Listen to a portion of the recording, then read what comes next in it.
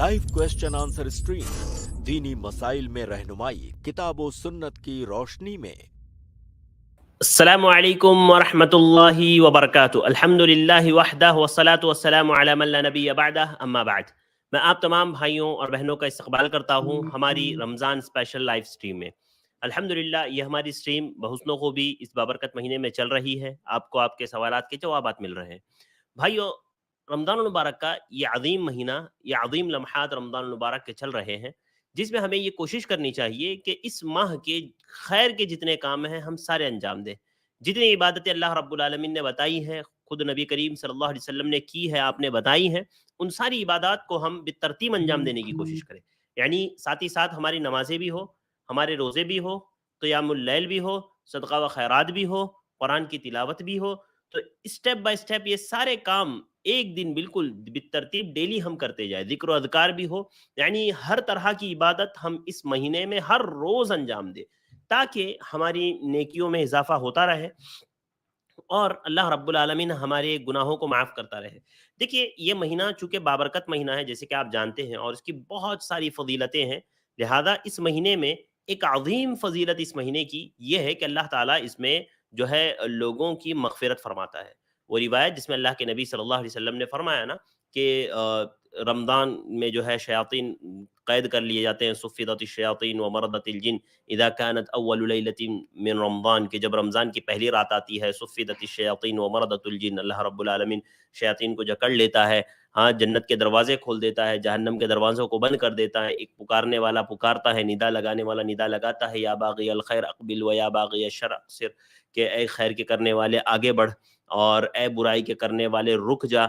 और फिर आखिर में अल्लाह के नबी सल्लल्लाहु अलैहि वसल्लम ने फरमाया वलिल्लाहि उतक़ाउ मिनन नार, कि ये वो महीना है जिसमें अल्लाह रब्बुल आलमीन बहुत सारे लोगों को जहन्नम से आज़ाद करता है।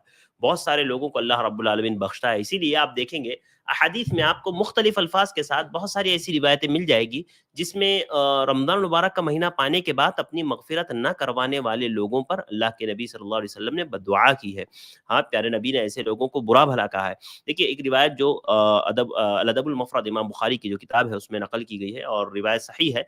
अल्लाह के नबी सल्लल्लाहु अलैहि वसल्लम ने फरमाया, शक़िया अब्दुन, के बदबख्त है वो शख्स, वो बंदा, मन अदरक रमज़ान फनसलख़ फलम युग़फ़र लह, फनसलख़ मिन्हु फलम यग़फ़ुर लह। अल्लाह के नबी सल्लल्लाहु अलैहि वसल्लम ने फरमाया कि बदबख्त है वो शख्स कि जिसने रमज़ान के महीने को पाया, उसको रमज़ान का महीना मिल गया और रमज़ान का महीना उससे गुज़र गया, उसके बावजूद वो अपनी मग़फ़िरत ना करवा पाया अल्लाह रब्बुल आलमीन से। ऐसा शख्स बदबख्त है।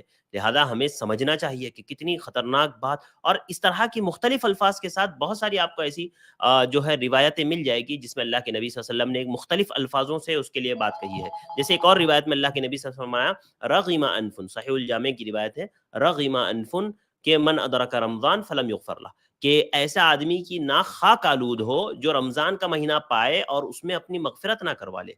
यानी बार-बार आप सल्लल्लाहु अलैहि वसल्लम ने जो है मग़फ़िरत की तरफ तवज्जो दिलाई है कि आप जो है अल्लाह रब्बुल आलमीन से अपने गुनाहों की मग़फ़िरत तलब करें, अपने गुनाहों की माफ़ी तलब करें। और देखिए, ये कई तरह से हो सकता है। यानी एक इंसान रमज़ान के महीने को पाए और उसमें अपनी मग़फ़िरत ना करवा पाए, तो ये बहुत जो है उसके लिए बहुत बुरी बात है। आप देखें, एक तरीक़ा तो ये है बख़्शिश का, कि आप जो है जो काम करने हैं उनको करें जिससे आपकी मग़फ़िरत होती है। मिसाल के तौर पर मैं आपको समझाता हूँ। देखिए, अल्लाह प्यारे नबी सल्लल्लाहु अलैहि वसल्लम ने फरमाया कि रमज़ान का महीना पाना और उसको सही तरीक़े पर गुज़ारना, ये भी इंसान की बख़्शिश का ज़रिया है। हदीस में अल्लाह के नबी सल्लल्लाहु अलैहि वसल्लम ने फरमाया कि अस्सलावातुल खम्स वल जुमअतु इलल जुमअति वर रमज़ानु इला रमज़ान, के व कफ़्फ़ारतुन लिमा बैनहुन्ना इज़ा इज्तनबतिल कबाइर, के इज़ा इज्तनबतिल कबाइर। अल्लाह प्यारे नबी सल्लल्लाहु अलैहि वसल्लम ने फरमाया कि 5 नमाज़ें, इसी तरह से एक जुमा से दूसरा जुमा, और इसी तरह से एक रमज़ान से दूसरा रमज़ान, ये जो है इंसान की यानी जब एक इंसान एक रमज़ान पाता है और फिर दूसरा रमज़ान पाता है ना, तो दरमियान में होने वाले गुनाहों को अल्लाह रब्बुल आलमीन माफ़ कर देते हैं, उसको बख्श देते हैं, उसकी गलतियों को माफ़ कर देते हैं। यानी एक तरह से समझिए इंसान की बख्शिश होती है जब वो रमज़ान का महीना पाता है और उसको सही तरीके पर गुजारता है। क्योंकि आपने फरमाया व रमज़ानु इला रमज़ान, कि एक रमज़ान से दूसरे रमज़ान तक जो है अल्लाह रब्बुल आलमीन मग़फ़िरत करता है इज़ा इज्तनबतिल कबाइर, कि जब बंदा कबीरा गुनाहों से बचता है। अगर बंदा कबीरा गुनाहों से बचता है तो अल्लाह रब्बुल आलमीन उसकी मग़फ़िरत फरमाता है। इसी तरह आप देखें کہ अभी इंशाल्लाह शेख मोहतरम थोड़ी देर में जुड़ेंगे, तो फिर हम इंशाल्लाह उनसे सवालात शेख से अपने करेंगे। आप तमाम भाइयों और बहनों से गुजारिश है कि आप हमारे साथ इसी तरह से जुड़े रहें। इंशाल्लाह जैसे ही शेख मोहतरम जुड़ेंगे, हम आपका जो है सवालात शेख मोहतरम तक पहुँचाएँगे और उनसे आपके सवालात के जवाबात लेंगे। इसी तरह आप देखें कि प्यारे नबी सल्लल्लाहु अलैहि वसल्लम ने फरमाया कि जो रमज़ान का रोज़ा रखे, अल्लाह रब्बुल आलमीन उसकी भी बख्शिश करता है, उसकी भी मग़फ़िरत फरमाता है।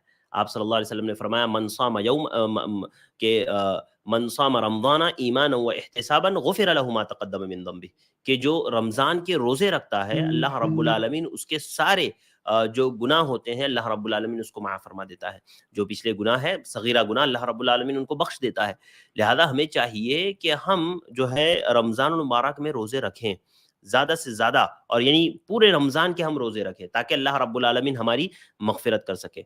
इसी तरह आप देखेंगे प्यारे नबी सल्लल्लाहु अलैहि वसल्लम ने फरमाया मन क़ाम रमज़ाना ईमानन व इहतिसाबन गुफ़िर लहु मा तक़द्दम मिन ज़ंबि। हाँ, तमाम भाइयों से गुज़ारिश है कि आप थोड़ा-सा वेट करें, हर एक को मौका मिलेगा इंशाल्लाह। अभी थोड़ी देर में जैसे ही शेख मोहतरम हमारे साथ जुड़ते हैं, तो हम इंशाल्लाह लिंक कमेंट में पेस्ट कर देंगे, उस लिंक से आप डायरेक्ट जॉइन होकर के शेख मोहतरम से सवाल कर पाएंगे। तब तक के लिए आपसे गुजारिश है कि आप हमारे साथ स्ट्रीम में जुड़े रहें। जो है अभी इंशाल्लाह जल्द अज जल्द शेख मोहतरम हमारे साथ जुड़ेंगे, और इसके बाद की जो हमारी स्ट्रीम है इजहार हक वाली, वो ज़रूर आप अटेंड करें। उसका मौजू है तरावीह के फ़ज़ाइल और मसाइल, और जिसमें आप जो है तरावी 20 या 8 इस पर भी बात देखेंगे, और उसमें भी आप अपने सवालात कर पाएंगे। अगर आपको तरावी के ताल्लुक से सवालात करने हैं, 20 के ताल्लुक से, 8 के ताल्लुक से, तो आप ज़रूर उसमें सवाल कर पाएंगे।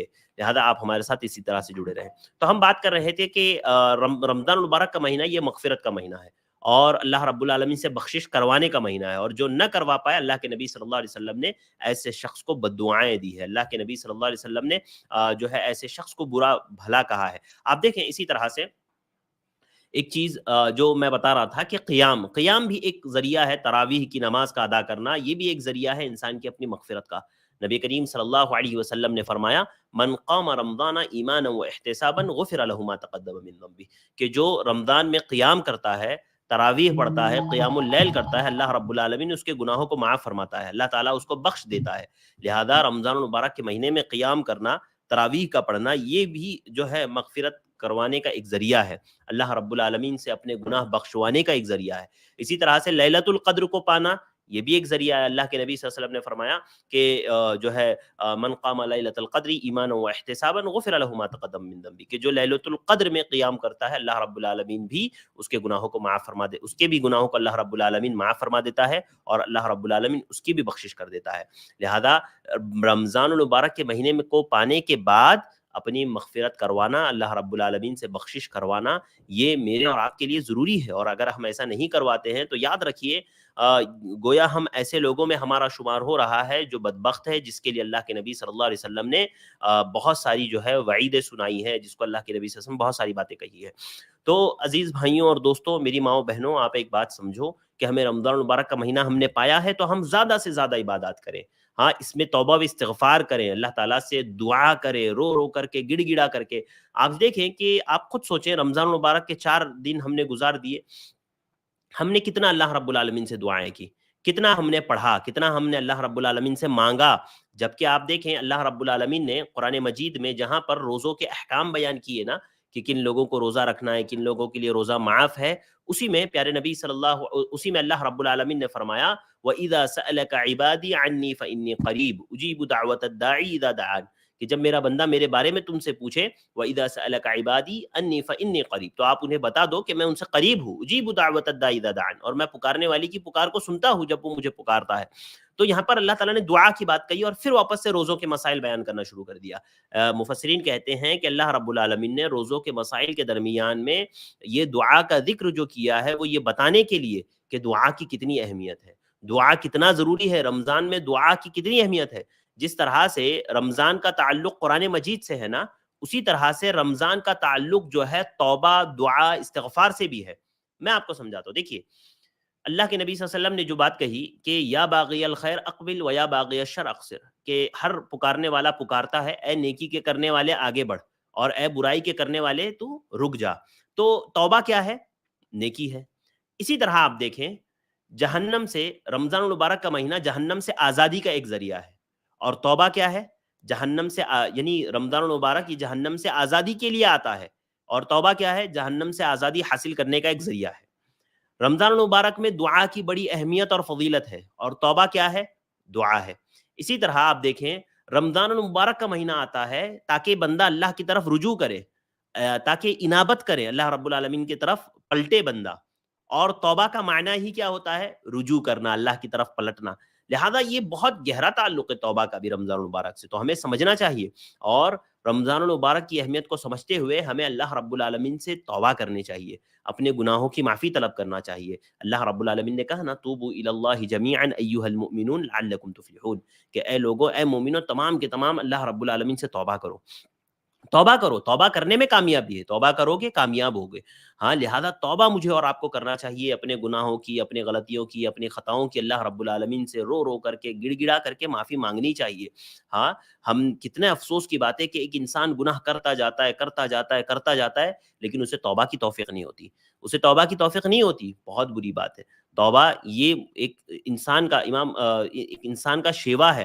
آپ دیکھیں اللہ کے نبی صلی اللہ علیہ وسلم نے کیا فرمایا؟ کل بنی آدم خطاؤن وخیر الخطائین التوابون، کہ تمام کے تمام بنی آدم گنہگار ہے۔ ایسا نہیں ہے کوئی بھی انسان دنیا میں جو یہ کہے کہ بھائی مجھ سے تو گناہ ہوتا ہی نہیں ہے، میں گناہ کرتا ہی نہیں ہوں۔ تمام کے تمام بنی آدم، تمام کے تمام انسان گنہگار ہے، مگر ان میں سب سے بہتر گنہگار وہ ہے جو گناہ کے بعد توبہ کرے۔ اہل علم نے یہ بات کہی ہے کہ دنیا میں یعنی عمل کے اعتبار سے 3 طرح کی مخلوقات ہے۔ ایک وہ مخلوق جو کبھی گناہ نہیں کرتی، جس سے کبھی غلطی سرزد نہیں ہوتی، جو کبھی غلطی نہیں کرتی، جو کبھی گناہ نہیں کرتا، وہ فرشتے ہیں۔ وہ فرشتے ہیں مخلوق جن سے کبھی گناہ نہیں ہوتا۔ اسی طرح سے بعض مخلوق وہ ہے جو گناہ کرتی ہے اور اس پر اڑی رہتی ہے۔ وہ کون سی مخلوق ہے؟ وہ شیطان ہے، یعنی گناہ کیا اور اس پہ ڈٹا ہے بس اپنے گناہ پر، ہاں، اور اس کو جو ہے صحیح ثابت کرنے کی کوشش کر رہا ہے، اس کے لیے دلائل پیش کر رہا ہے، ہاں، لہذا یہ شیطان کا کام ہے۔ لیکن انسان کیا ہے؟ جب گناہ ہوتا ہے تو گناہ سے توبہ کرتا ہے، گناہ سے وہ توبہ کرتا ہے۔ تو یہ انسان کی صفت ہے، لہذا یہ بابرکت مہینہ چل رہا ہے۔ اللہ رب العالمین اس میں بہت سارے بندوں کی مغفرت فرماتا ہے، لہذا ہمیں بھی اللہ رب العالمین سے اپنے گناہوں کی معافی طلب کرنا چاہیے، گناہوں کی بخشش اللہ رب العالمین سے مانگنا چاہیے۔ یقیناً اللہ رب العالمین ہمارے گناہوں کو بخشنے والا ہے اور ہمیں معاف کرنے والا ہے۔ تو آئیے، شیخ محترم الحمدللہ ہمارے ساتھ جوائن ہو چکے ہیں، ہم شیخ کو ایڈ کرتے ہیں اور ڈائریکٹ سوالات کا سلسلہ ہم لوگ شروع کرتے ہیں۔ السلام علیکم ورحمۃ اللہ وبرکاتہ شیخ۔ وعلیکم السلام ورحمۃ اللہ وبرکاتہ۔ خیریت سے شیخ؟ ہاں الحمدللہ، سب سے پہلے تو تاخیر کے لیے معذرت، میں سفر میں تھا، کوئی ابھی مسئلہ بھی نہیں پہنچا شیخ، ہوں۔ جزاک اللہ خیر۔ تو شیخ آپ تیار ہیں؟ شروع کریں ہم ہاں لوگ؟ ہاں جی بالکل، شروع کرتے ہیں، بسم اللہ۔ جزاک اللہ خیر۔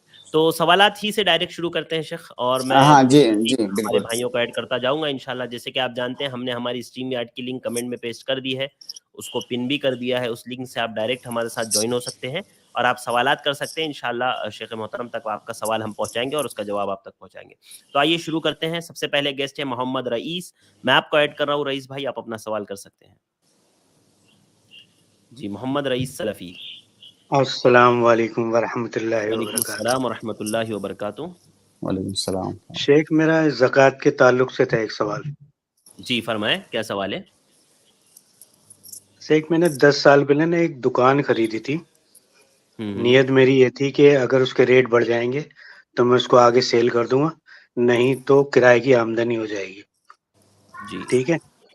ٹھیک ہے۔ تو لیکن اس کے ریٹ تو بڑھے نہیں اس دکان کے، اور بلکہ اس کی ویلیو ڈاؤن ہو گئی، لیکن کرائے کی آمدنی ہو جاتی ہے اس سے، تو کیا اس دکان پہ بھی زکوٰۃ دینا ہے مجھے؟ شیخ ان کی آواز تھوڑی سی کٹ جا رہی تھی، آپ جی شیخ سوال اصل میں کی بھائی کا واضح کہنا یہ ہے کہ انہوں نے ایک دکان خریدی تھی کہ انویسٹمنٹ کے حساب سے کہ آگے ریٹ اس کے بڑھ جائیں گے، لیکن بھائی کا کہنا ہے کہ ریٹ بڑھے تو نہیں، الٹا گر گئے اس کے دکان کے ریٹ، تو کیا اب اس پر بھی ان کو زکوٰۃ ادا کرنی ہوگی؟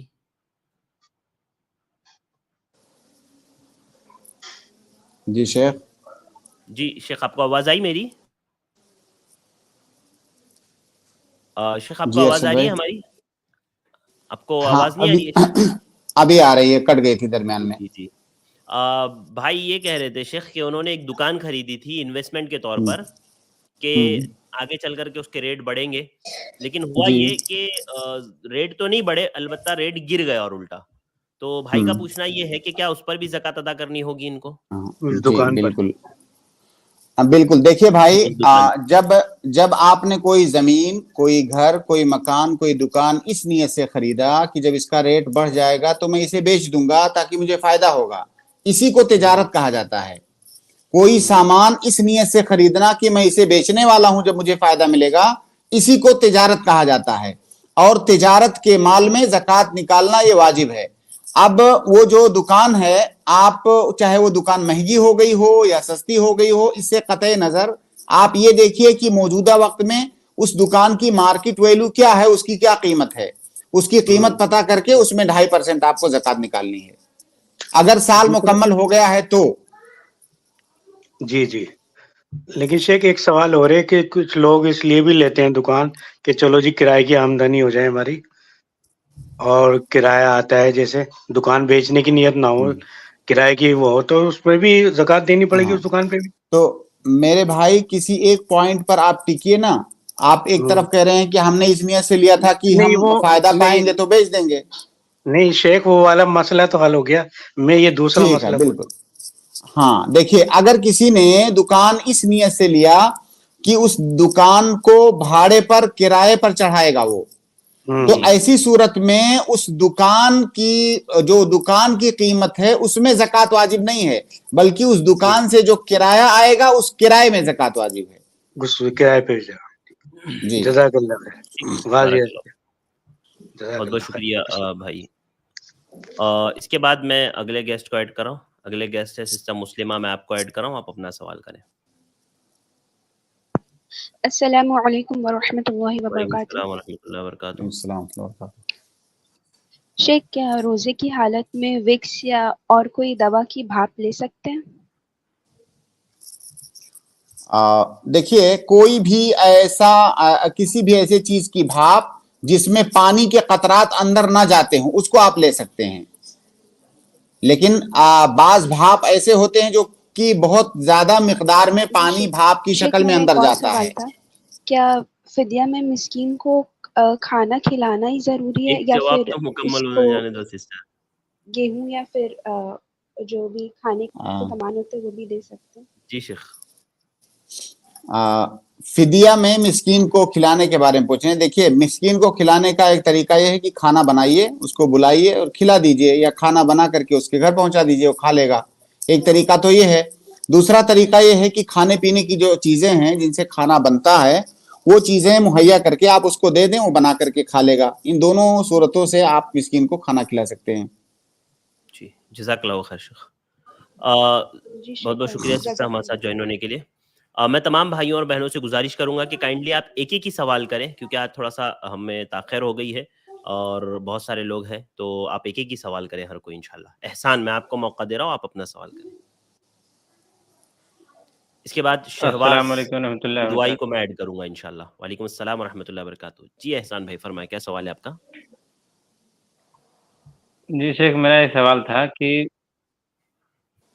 ماں باپ جو گھر پہ بٹوارا ہوتا ہے، بھائیوں کو دے دیے ہیں لیکن بہنوں کو نہیں دیے ہیں، تو اس سلسلے میں بولتا رہتا ہوں تو مجھ سے ناراضگی ہو جاتی ہے، تو میں کیا کروں؟ اب ماں باپ مجھ سے ناراض ہو جاتے ہیں، بولتے ہیں بولتا ہے بار بار. کیا دے دیا ہے ان کے ماں باپ نے شیخ؟ پراپرٹی میں سے شیخ بھائیوں کو تو حصہ مل گیا والدین کی، لیکن بہنوں کو کچھ نہیں دیا گیا، اور بھائی بولتے ہیں تو والدین اس پر ناراض ہو جاتے ہیں، تو وہ پوچھ رہے ہیں کیا کرنا چاہیے. دیکھیے بھائی، پہلی بات تو یہ کہ جب آپ کے والد صاحب باحیات ہیں تو پھر پراپرٹی میں حصہ ملنے کا کیا مطلب ہے؟ جو میراث یا جو میراث ہوتی ہے والد کی، وہ تو والد کی وفات کے بعد ملتی ہے بچوں کو یا جو بھی ورثہ ہیں ان کو. اپنی زندگی میں وہ جو دیتے ہیں وہ میراث کا حصہ نہیں ہے، بلکہ اپنی زندگی میں وہ اپنے بچوں کو ہبہ کر سکتے ہیں، ہدیہ کر سکتے ہیں. اگر اپنی زندگی میں بچوں کو ہبہ یا ہدیہ کرنا چاہتے ہیں تو اس میں لڑکے اور لڑکیوں کے درمیان ان کو برابری کرنی پڑے گی. جتنا بچوں کو دیں اتنا بچیوں کو دیں، کیونکہ یہ جو زندگی میں دے رہے ہیں یہ میراث نہیں ہے، میراث تو مرنے کے بعد ہوتا ہے. تو اگر آپ کے والد صاحب آپ کو کچھ دے رہے ہیں تو آپ کی بہنوں کو بھی اسی کے برابر انہیں دینا ہوگا. یہ بات آپ ان کو سمجھائیے. अल्लाह के नबी सल्लल्लाहु अलैहि वसल्लम की इस सिलसिले में हदीस है कि हिबा में बच्चों के दरमियान अदल किया जाएगा, बराबरी से तकसीम किया जाएगा। अगर जो है कमी ज्यादती करते हैं वालिद तो वो गलत करते हैं, वो हिबा नाफिज नहीं होगी, उसकी कोई हैसियत नहीं है शरई। जी जी शेख, लेकिन शेख क्या हुआ कि हेलो फरमाइए जल्दी। जी एहसान भाई बोलिए। कह रहा हूँ शेख कि अभी तो हयात हैं, लेकिन उन्होंने मतलब ऐसे हिस्सा लगा लगा के दे दिया कि मेरे मरने के बाद ले लेना, मेरे मरने के बाद तुम ले लेना, तुम ले लेना, लेकिन बेटियों का हिस्सा नहीं दिए हैं। मैं इसका खुलासा करना चाहता हूँ। मैं बोला भी हूँ कि ठीक है, जैसे आप हमारा कह दिए हैं ऐसे उनका भी कह दीजिए कि हाँ इनका दे देना, लेकिन जब कहता हूँ तो उनके लिए ऐसा लग रहा है सुनते ही नहीं है, बहरे हो गए हैं। हाँ जी हाँ, देखिए इस तरह बात मत कीजिए, वालिद आपके वालिद हैं वो। देखिए उन्होंने ये जो प्रॉपर्टी जिसकी आप बात कर रहे हैं, क्या उन्होंने बच्चों के नाम कर दिया है या सिर्फ ऐसे कह दिया है कि ले ये तुम ले लेना, ये तुम ले लेना? हाँ, एक कागज पे लिख दिए हैं। कागज पे लिख दिए हैं। देखिए हाँ, जब उनकी वफात हो जाएगी उसके बाद उनकी प्रॉपर्टी तकसीम होगी, वो आप भाई लोग अपने हिसाब से कीजिएगा, उनकी तकसीम का कोई एतबार नहीं होगा। जब उनकी वफात हो जाएगी तो फिर आप लोग उसको आपस में तकसीम कीजिएगा, उसमें बहनों को भी हिस्सा दीजिएगा। अभी उन्होंने ऐसे जबानी जो कह दिया उससे कोई हैसियत नहीं उसकी, क्योंकि हिबा में जरूरी होता है कि अगर हिबा आप किसी को कर रहे हैं तो वो फौरन उसकी सामने वाले की मिल्कियत में वो चीज जानी चाहिए। अगर वो ऐसे जमानी जमा खर्च वाली बात है तो हिबा जो है उसकी हैसियत नहीं है शरई। तो आप उसको अभी रहने दीजिए, आपके वालिद की जब वफात होगी तो आप भाई बहन सारे लोग मिलके जितना जिसका हिस्सा बनता है वो उसमें ले लेगा। लेकिन तब सब भाई नहीं तैयार है ना, सिर्फ मैं अकेला हूँ। तो भाई अब इसमें हम क्या मैं कर देने को सकते हैं? तैयार हम आपको शरई हुक्म बता सकते हैं। अब आपके भाई जो है गुनाह करने पर तुले हुए हैं, आपके वालिद तुले हुए हैं, तो उसमें मुफ्ती क्या करेगा? हम आपको मतलब शरई हुक्म बता सकते हैं ना। हम आपको सिर्फ मशवरा दे सकते हैं ना एहसान नहीं तो भाई, मतलब या फिर आप काउंसलिंग करवाएं, उनको बुला करके लेकर आए, इस टाइम में हम उनको समझाएंगे। तो वही मैं कह रहा हूँ कि उनके लिए मैं क्या कर सकता हूँ ताकि मेरी बात मतलब सही समझ जाए कि वो आपके वालिद हैं, आप बेहतर जानते हैं उनके साथ आप क्या करेंगे। बस मार पिटाई मत कीजिएगा, उनको समझाइए जबानी, और नहीं समझते हैं तो किसी आलिम के पास ले जाइए, वहां हमारे पास लाइए, हम उनको बताएंगे। ऐसे मौके पर काउंसलिंग की जरूरत होती है एहसान भाई, कि आप किसी आलिम से लेके जाकर के उनको समझाएं, उनकी काउंसलिंग करें, या उन्हें यहाँ कितनी बार कहा हूँ, वो मानने को तैयार नहीं है, कह रहे हैं वीडियो का भी हिस्सा होता है, ऐसे बोलते हैं। हमने कहा हाँ आप अभी तक जानते नहीं हैं, सब मसाइल जानते हैं, ये मसाइल नहीं जानते हैं, तो इसके लिए मेरे ऊपर गुस्सा हो जाते हैं। कोई बात नहीं, आपका जो काम था आपने अपना फर्ज अदा कर दिया। अब वो नहीं करते हैं अगर ऐसा तो वो गुनहगार होंगे। और ये एक बात ये दिमाग में रखिए कि अपनी जिंदगी में अगर वो देना चाहते हैं बच्चों को तो जरूरी है कि अभी उनकी मिल्कियत में मुंतकिल कर दें वो जायदाद जो देना चाहते हैं, और बेटे और बेटियों में बराबर बराबर दें, तब इसको हिबा कहा जाता है। अगर सिर्फ जबानी उन्होंने कह दिया ये तुम ले लेना, वो तुम ले लेना, वो तुम ले लेना, इसकी कोई हैसियत नहीं है। उनके मरने के बाद ऑटोमेटिक वो जायदाद उनका तरीका कहलाएगा, और सारे लोग उसमें आप लोग आपस में फिर जो जिसका हिस्सा बनेगा उसको बांट लेना। और अगर भाई लोग राजी नहीं भी है तो आप एहसान भाई इतना कर सकते हैं कि जब आपके हिस्से में आएगा तो आप अपनी तरफ से जो हिस्सा बनेगा बहनों का वो आप दे देना, हो सकता है। हाँ, मैं तैयार हूँ इसके लिए, मैं तैयार हूँ इसके लिए। जी जी, हो सकता है बहनों का जो हिस्सा आप में आ जाएगा वो आप दे देना, आप बरी हो जाएंगे। जी जी, जज़ाकल्लाह। मैं ये सोच रहा था सर कि मेरे अब्बू मतलब इस गुनाह में ना पड़ जाए, मैं इसके लिए उनको बार बार कहता हूँ। हाँ, तो आप जितना कह सकते हैं उतना कहिए, समझाइए, जो रास्ते आपके पास हैं वो इख्तियार कीजिए। उसके बाद भी अगर नहीं मानते तो आप क्या कर सकते हैं? ठीक है, जज़ाकल्लाह खैर, शुक्रिया, जज़ाकल्लाह। इसके बाद मैं शहवाज किदवाई को ज्वाइन करूंगा और फिर इंशाल्लाह अगले गेस्ट होंगे मोहम्मद अकरम। जी शहवाज भाई, शहवाज किदवाई, अस्सलाम वालेकुम, आप म्यूट हो गए वापस से। जी, अस्सलाम वालेकुम वरहमतुल्लाहि वबरकातुहू। अस्सलाम वरहमतुल्लाहि वबरकातुहू। जी सर, मेरा सवाल ये था कि जैसे कुछ लोग कहते हैं कि जो टाइज होती हैं वो एक क्रिश्चियन मजहब में होती हैं तो वो हमारे लिए हराम है। क्या चीज? तो जो हम लोग टाई पहनते हैं हाँ टाई टाई, हाँ ठीक है जो लोग टाई पहनते हैं वो कुछ लोग कहते हैं कि वो ठीक है क्रिश्चियन मजहब से है, तो हमारे लिए वो हराम है। और जैसे हम ठीक लोग है स्कूल जाते हैं तो हम लोगों को वो टाई पहनना जरूरी होता है, उसके बिना हम लोग एंट्री नहीं कर सकते, तो फिर ये हराम है। ठीक है बेटा, एक मिनट जी शेख। हाँ, टाई के सिलसिले में ये बाज उलमा का कहना है कि जब टाई की इब्तिदा हुई है तो बाकायदा वो क्रॉस के शक्ल का हुआ करता था और ये क्रिश्चियनों की या नसरानियों की अलामत होती थी। तो इसकी वजह से आप पुराने बहुत सारे उलमा के यहाँ ये फतावा देखेंगे कि टाई पहनना हराम है, क्योंकि वो इसी बुनियाद पर कि वो उसमें बाकायदा उसकी शक्ल जो पुरानी होती थी वो सलीब जैसी होती थी। जी लेकिन मौजूदा दौर में जो टाई अभी पहनी जाती है उसमें सलीब जैसी कोई शक्ल नहीं होती है। अभी मौजूदा दौर की जो टाई है वो सलीब जैसी उसकी शक्ल नहीं होती है और वो आम हो चुकी है, वो नसरानियों के साथ खास भी नहीं है। इसलिए बहुत सारे उलमा को आप देखेंगे उसके जवाज का फतवा उन्होंने दिया है। तो बेटा जो जिस टाई की आप बात कर रहे हैं या जो टाई अभी स्कूलों में बच्चे बांधते हैं वो टाई नसरानियों के साथ खास नहीं है, ना तो उसमें सलीब का कोई निशान है, इसलिए इंशाल्लाह उसको पहनने में कोई हर्ज की बात नहीं है। ठीक है शेख, ओके, जज़ाकल्लाह खैर, अस्सलाम वालेकुम। वालेकुम सलाम व रहमतुल्लाहि व बरकातुहू। जी अकरम, मैं मोहम्मद अकरम को ऐड कर रहा हूँ, इंशाल्लाह उसके बाद मैं यूनुस इब्न रहमत को ऐड करूँगा। अस्सलाम वालेकुम शेख। वालेकुम अस्सलाम व रहमतुल्लाहि व बरकातुहू। शेख मेरा सवाल रोजे की कैफियत के ऊपर है। जैसे कि मान के चलो कि बीवी के साथ हम इस्त्री करने के बाद रात में अगर मेरा आंख लग गया, सहरी के लिए मेरा आंख नहीं खुली, फजर की नमाज नहीं पढ़ा, उसके बाद क्या मेरा रोजा मुकम्मल रहेंगे या मेरा रोजा नहीं होगा? हाँ जी देखिए, रोजा तो आपका हो जाएगा। अल्लाह के नबी सल्लल्लाहु अलैहि वसल्लम की हदीस है कि अल्लाह के नबी सल्लल्लाहु अलैहि वसल्लम जुनबी हालत में फजर की अजान हो जाती थी और फिर आप रोजा भी रखते थे। तो फजर का वक्त हो जाना या सहरी का वक्त निकल जाना जुनबी हालत में, इससे रोजे पर कोई फर्क नहीं पड़ेगा। ये एक बात।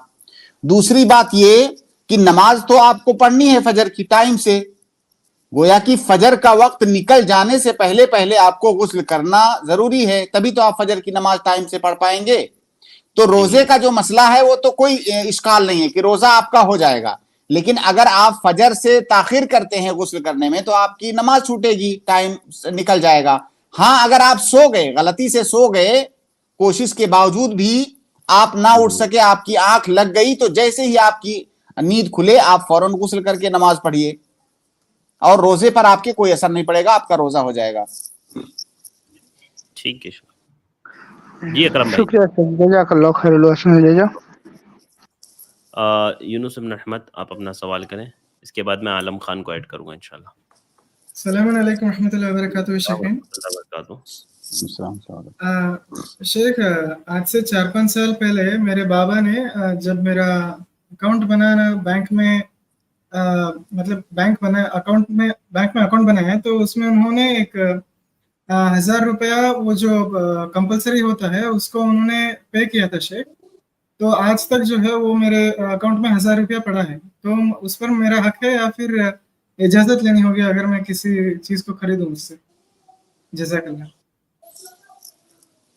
वो आपके वालिद साहब ने आपको दे दिया, वो आपका है।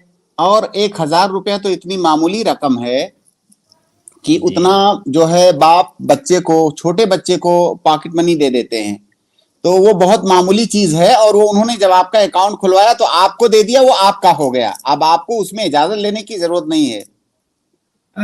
शेख मतलब ना वो पॉकेट मनी देते हैं और ना ही हम मांगते हैं शेख, तब भी कोई बात नहीं है। मैंने तो एक मिसाल दिया कि 1000 रुपए की इस जमाने में जो हैसियत है, वो छोटे बच्चे को भी पॉकेट मनी दे दिया जाता है 1000 रुपया। तो उन्होंने आपका अकाउंट खुलवाया और अकाउंट खुलाने में एक प्रोसेस होता है कि आपको कुछ रकम जमा करनी होती है शुरू में। तो उन्होंने आपके लिए एक काम किया, आपका एक ताउन किया, एक मदद की, उस मदद में 1000 रुपया भी लगा, वो भी उन्होंने दिया, तो वो आपका हुआ। इल्ला कि वो कह देते अगर आपसे कि नहीं भाई ये जो पैसा जमा कर रहा हूं इसे बाद में वापस कर देना है, मैं तुम्हें दे नहीं रहा हूं, अगर वो ऐसा कहते तो आपको वापस करना होता। और आपके वालिद हैं, आप उनसे पूछ लीजिए डायरेक्ट ना, हमसे अच्छा फतवा इस मसले में वही दे पाएंगे। जी जी ठीक है शेख, ठीक। जज़ाकल्लाह खैर शेख। अस्सलाम वालेकुम। السلام ورحمۃ اللہ وبرکاتہ. اگلے گیسٹ ہے میں جو ہے عالم خان کو ایڈ کر رہا ہوں, اس کے بعد انشاءاللہ میں سلام الدین کو ایڈ کروں گا.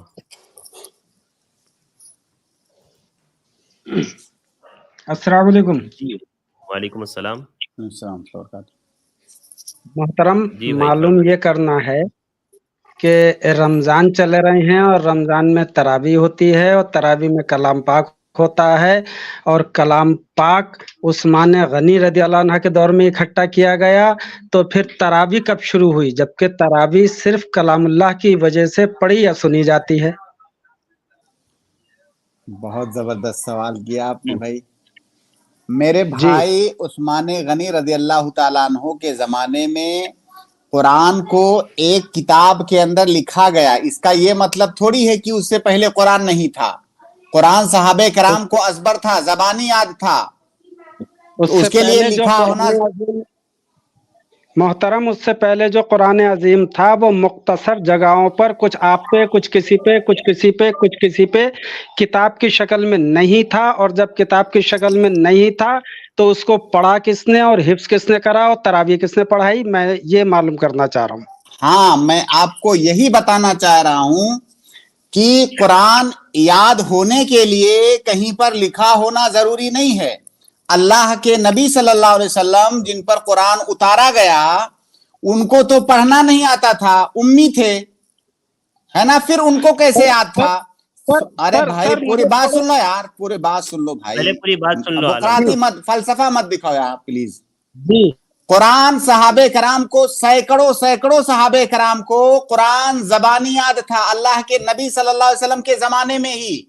ان کو کہیں دیکھ کر پڑھنے کی ضرورت نہیں تھی, یا کہ کہیں لکھا ہوگا تبھی وہ پڑھ پائیں گے. قرآن کے حفاظ ہوا کرتے تھے, پورا قرآن ان کو زبانی یاد تھا.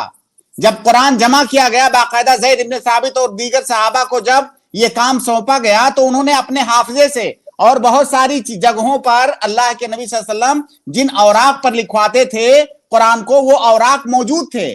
بس فرق یہ تھا کہ ہمارے زمانے میں جیسے ایک کتاب کے اندر پورا قرآن اکٹھا ایک کتاب میں لکھا ہوا ہے, اس طرح سے اکٹھا نہیں, الگ الگ اوراق میں لکھا ہوا تھا. اور یہ آپ یاد رکھیں کہ تراویح پڑھانے کے لیے ان کو ورقہ دیکھنے کی ضرورت نہیں تھی کہ قرآن کہیں لکھا ہوگا تب وہ پڑھائیں گے. ان کو قرآن زبانی ایسے ہی یاد تھا. جی جی احمد صاحب, عالم صاحب. جی, تو کیا اللہ کے رسول نے کبھی تراویح پڑھی یا پڑھائی؟ ہاں بھائی, اللہ کے نبی صلی اللہ علیہ وسلم نے پڑھی بھی تراویح اور پڑھائی بھی. کب, کہاں؟ مدینہ میں پڑھی اور اپنی وفات سے پہلے پڑھی اپنی زندگی میں. جی جی عالم خان صاحب. سر کوئی مستند سند آپ بتا دیں, میں بھی دیکھ لوں گا. ارشد بھائی ان کو حدیث بتا دیجئے جس میں اللہ کے نبی صلی اللہ علیہ وسلم نے 3 دن تک تراویح پڑھائی. عالم بھائی, محترم حدیث لکھنے میں 220 سال کا وقفہ ہے.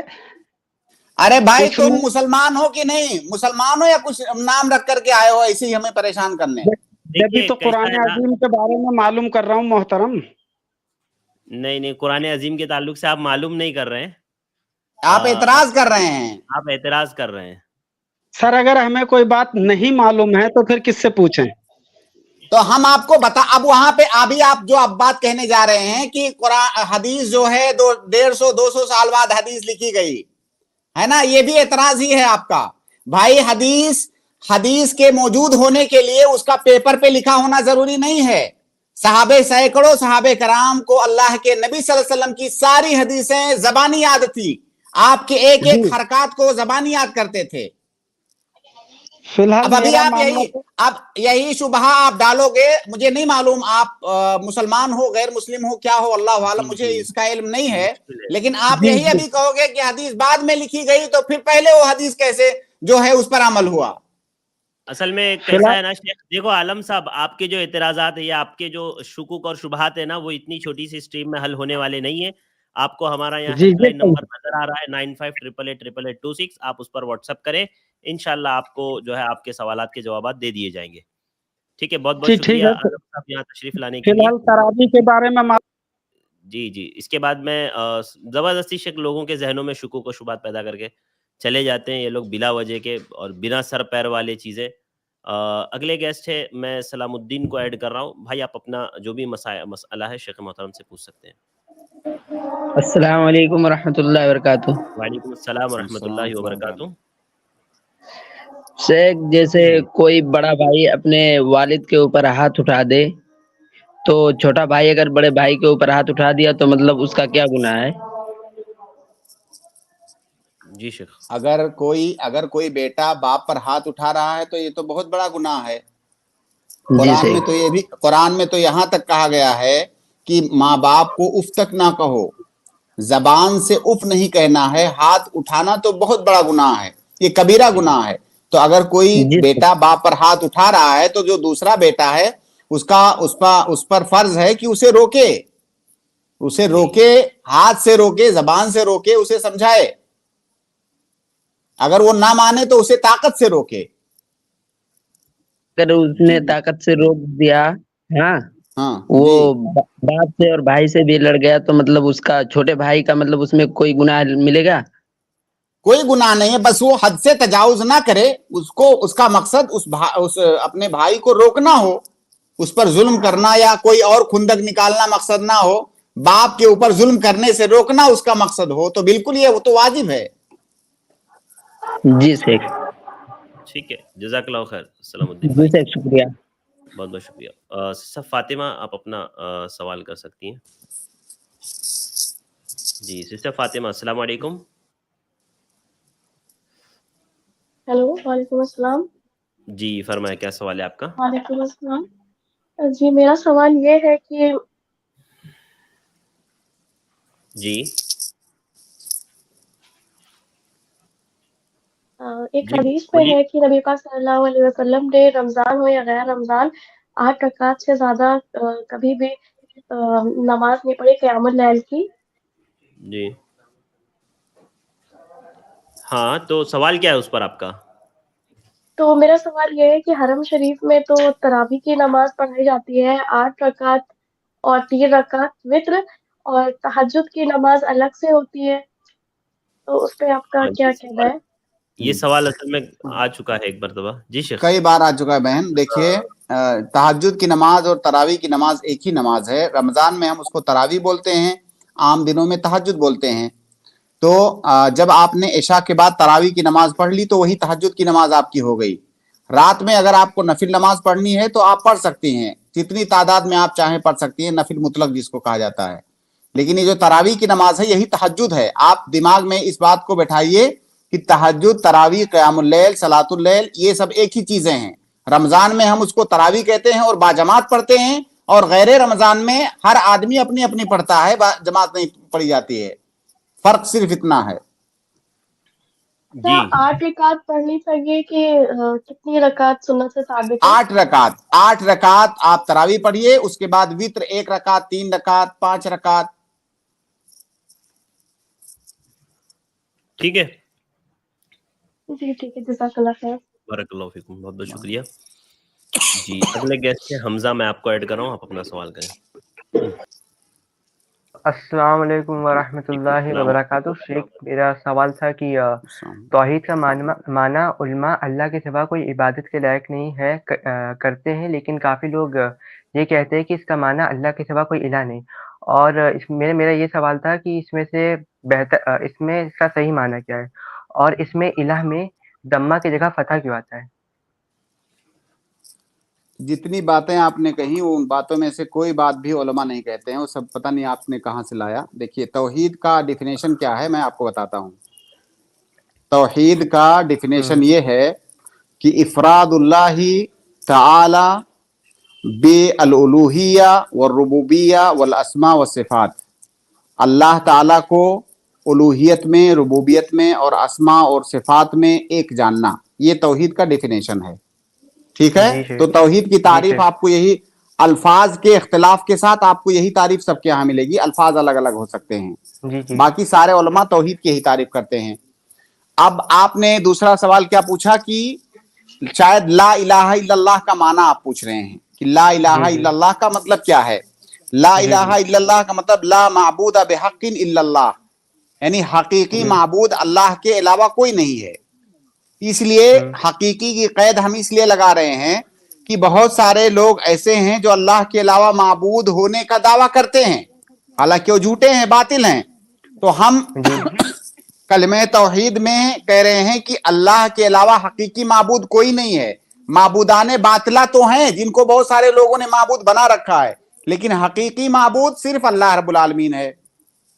जी शेख, मेरा ये सवाल है कि मैंने काफ़ी जगह देखा था कि काफ़ी उलमा इसका माना करते हैं कि काफ़ी लोग कहते हैं कि इसका माना है कि अल्लाह के सिवा कोई इबादत के लायक नहीं, और काफ़ी लोग इसका ये तर्जुमा करते हैं कि अल्लाह के सिवा कोई इलाह नहीं। तो इसमें से सही माना क्या है?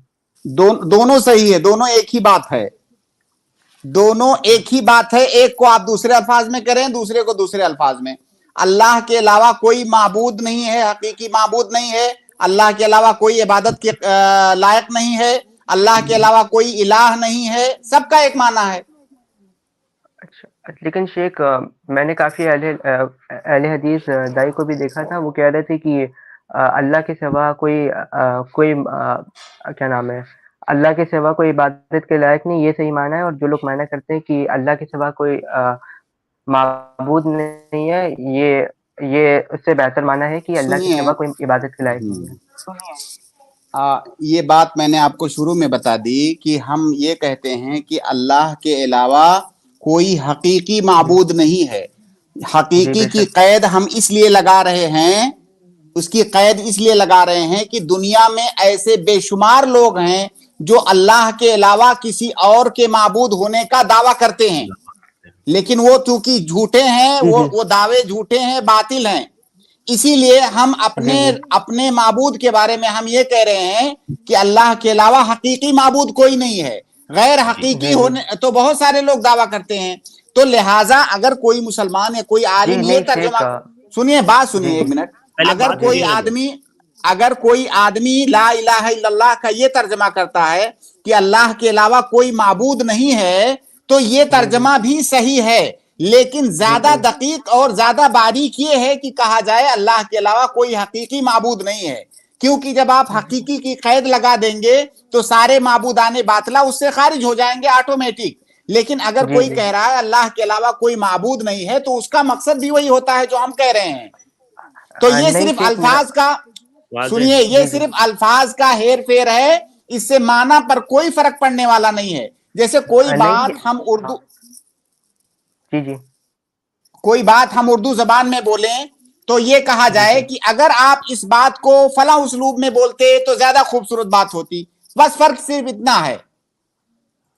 मेरा सवाल नहीं समझे सर। मेरा सवाल ये है कि कुछ लोग माना करते हैं कि अल्लाह के सिवा हकीकी कोई माबूद नहीं है, और कुछ लोग ये माना करते हैं कि अल्लाह के सिवा कोई इबादत के लायक नहीं है। मेरा सवाल ये है शेख, तो माबूद का माना क्या होता है भाई? मेरे भाई का माना क्या होता है? दोनों का माना एक ही है। जी समझ गए, समझ। इबादत के लायक होना, माबूद होना, दोनों उसी का तर्जमा है भाई साहब जी। जिसकी इबादत की जाती है वो माबूद है। जज़ाकल्लाह खैर। बारकल्लाह, बहुत बहुत शुक्रिया। अगले गेस्ट है जैद, आप अपना सवाल करें। जी जैद, मैंने आपको ऐड किया है, आपको आवाज आ रही है तो आप अनम्यूट करके अपना सवाल करें जल्दी से। जी शेख, मेरी आवाज आ रही है? जी जी आ रही है।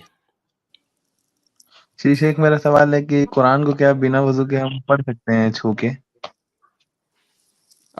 देखिए, ज्यादा बेहतर ये है कि बावजू होकर के छुएं। ये इख्तिलाफी मसला है। असल में कुरान को छूने के लिए वजू करने के सिलसिले में कोई बहुत सरीह दलील मौजूद नहीं है, इसलिए इस सिलसिले में बहुत इख्तिलाफ है उलमा में। तो मैं इस सिलसिले में ये फतवा देता हूं कि बेहतर ये है कि आप वजू बना करके फिर कुरान को छुएं, ये ज्यादा बेहतर है। इससे एक तो होगा कि आप इख्तिलाफ से बच जाएंगे, दूसरा ये कि अल्लाह रब्बुल आलमीन का कलाम है, उसको आप बावजू होकर के छू रहे हैं। लेकिन अगर किसी ने बगैर वजू के भी छू लिया तो इंशाअल्लाह कोई हरज की बात नहीं है, क्योंकि इस सिलसिले में कोई भी ऐसी सरीह दलील नहीं है जिस पर एतमाद करके कहा जाए कि वजू करना लाजिम है। लेकिन बेहतर यह है कि आप बावजू होकर के कुरान पढ़ें। ठीक है, जज़ाकल्लाह खैर। जी जैद भाई, बहुत बहुत शुक्रिया। आपकी आवाज नहीं आ रही। इसमें मतलब ये एक लोग आयत पेश करते हैं कुरान का, हेलो जी कौन सी? इसमें सूरह वाक़िया की एक आयत पेश करते हैं कि इसको वही छू सकते हैं जो पाक है। ला यमस्सुहु इल्लल मुतahharun। ला यमस्सुहु इल्लल मुतahharun, तो बताइए मोमिन पाक होता है कि नहीं? बगैर वजू के भी मोमिन पाक होता है। एक बात तो ये। दूसरा, इस आयत के बारे में कहा जाता है कि इससे फरिश्ते मुराद हैं। कई एक तौजीहात हैं इसकी, शेख अलबानी ने बहुत अच्छी बहस की है इस पर। तो बहरहाल कोई वाज़ेह दलील नहीं है, इसीलिए तो इख्तिलाफ है। तो अगर आप इख्तिलाफ से बचना चाहते हैं तो वजू बना करके पढ़ें, ये ज्यादा बेहतर है। अच्छा जज़ाकल्लाहु खैर। अच्छा शेख, मेरा एक और सवाल। जैद भाई, असल में एक ही सवाल हम लोग ले रहे हैं क्योंकि वक्त हमारे पास बहुत बहुत कम अच्छा बचा शेख, है। मेरा एक सवाल था और कल ज्वाइन कर लीजिए इंशाल्लाह। बारकल्लाहु फिकुम। अगले गेस्ट है आबिद शेख, आप अपना सवाल करें। उसके बाद फरहान अली। वालेकुम अस्सलाम व रहमतुल्लाहि।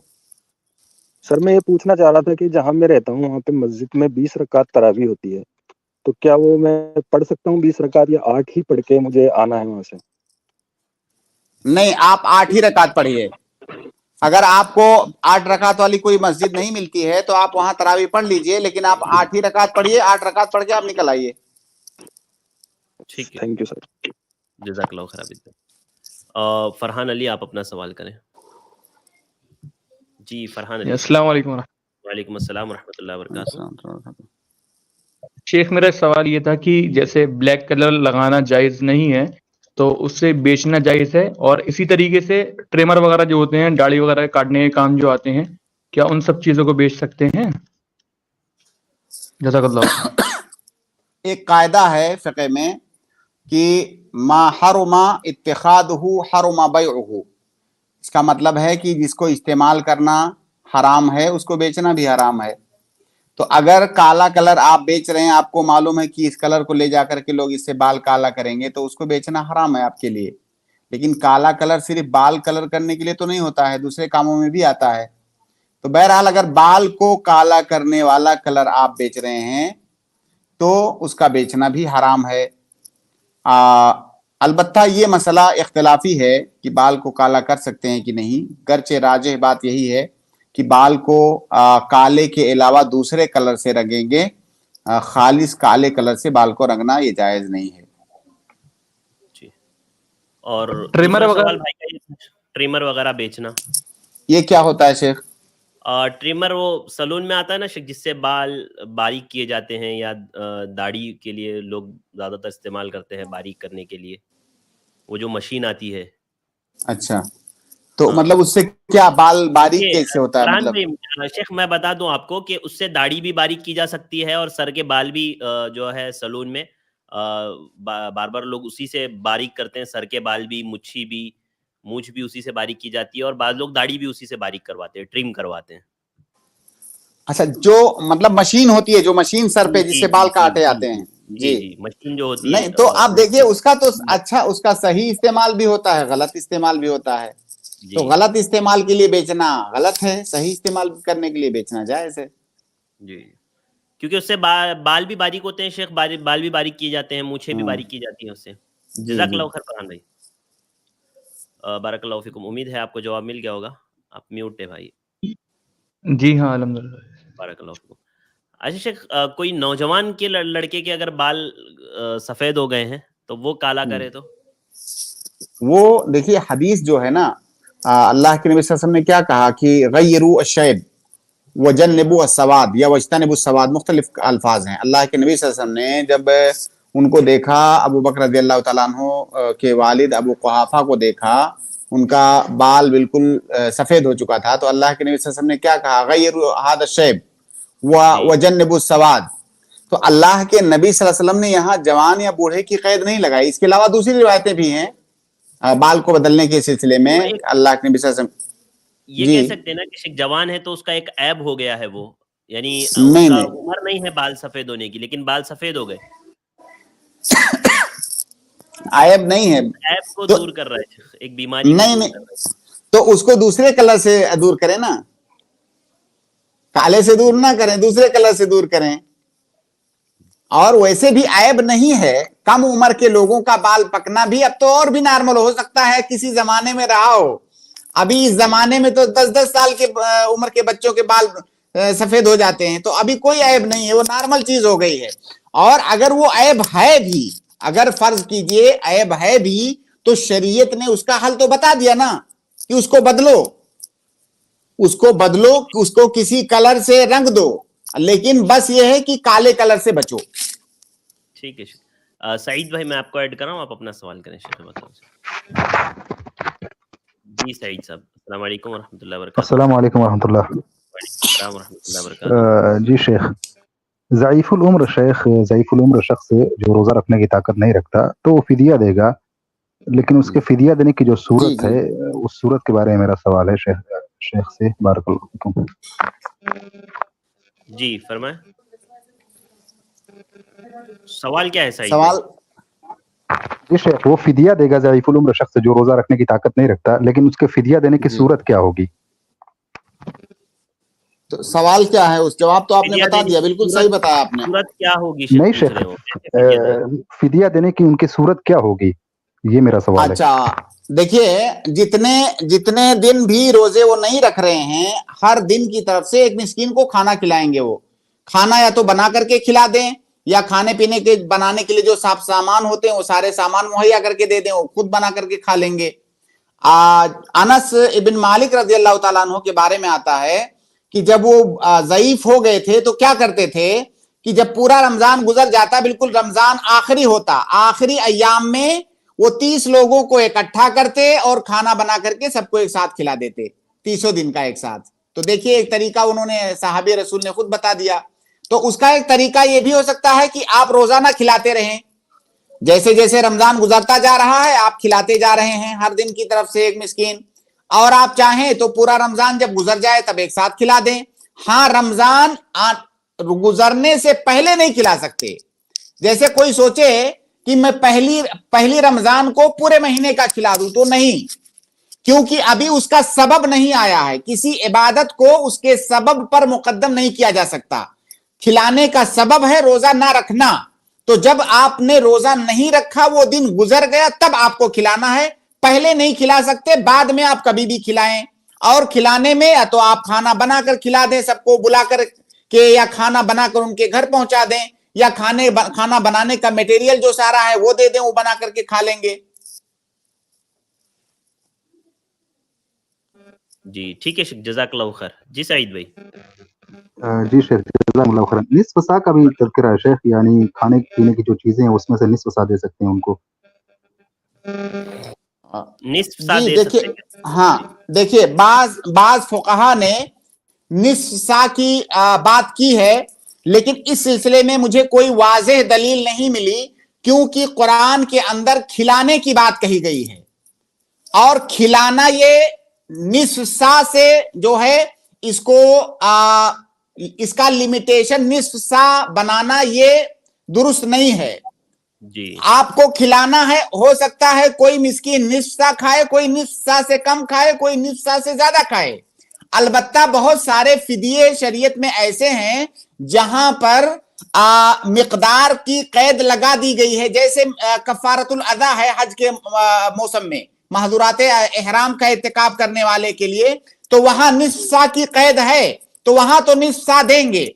लेकिन जहां पर निस्फ़ सा की कैद नहीं है, वहां पर अपनी तरफ से निस्फ़ सा ना लगाएं, बल्कि इताम ये मुतलक रहेगा, जितना भी वो खाएगा उतना हम खिला देंगे। जज़ाकल्लाहु खैर शेख, बारकल्लाहु फीकुम। कतबल्लाहु अजरकुम शेखना, जज़ाकुमुल्लाहु खैरन। आमीन, बारकल्लाहु फीकुम। बहुत बहुत शुक्रिया शेख हमारे साथ जुड़ने के लिए। चूंकि हमारा वक्त हो गया है और अभी फौरन 11:30 ही से हमारा दूसरा प्रोग्राम है, तो बहुत बहुत शुक्रिया। इंशाल्लाह कल मुलाकात होगी शेख। बारकल्लाहु फीकुम। अस्सलाम वालेकुम वरहमतुल्लाहि वबरकातुहू।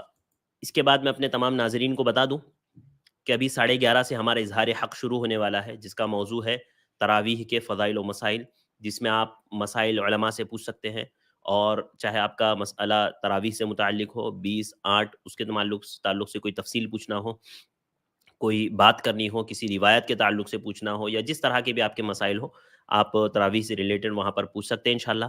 तो आप ज़रूर हमारे साथ जुड़े रहिए और इस प्रोग्राम को ज़रूर अटेंड कीजिए। مجھے دیجیے اجازت انشاءاللہ. ابھی اس کے بعد آپ کو ایک اور لنک مل جائے گی ہمارے ہی یوٹیوب چینل پر i+TV پر اور فیس بک چینل پر بھی جو ہمارا موضوع ہے اظہار حق کا اس کی آپ کو لنک مل جائیں گے, اس سے آپ ڈائریکٹ ہمارے ساتھ جوائن ہو سکتے ہیں. بہت بہت شکریہ. یہ پروگرام ہمارا ڈیلی ہوتا ہے جو 10:30 سے 11:30. آپ ضرور آئیے گا. السلام علیکم ورحمۃ اللہ وبرکاتہ.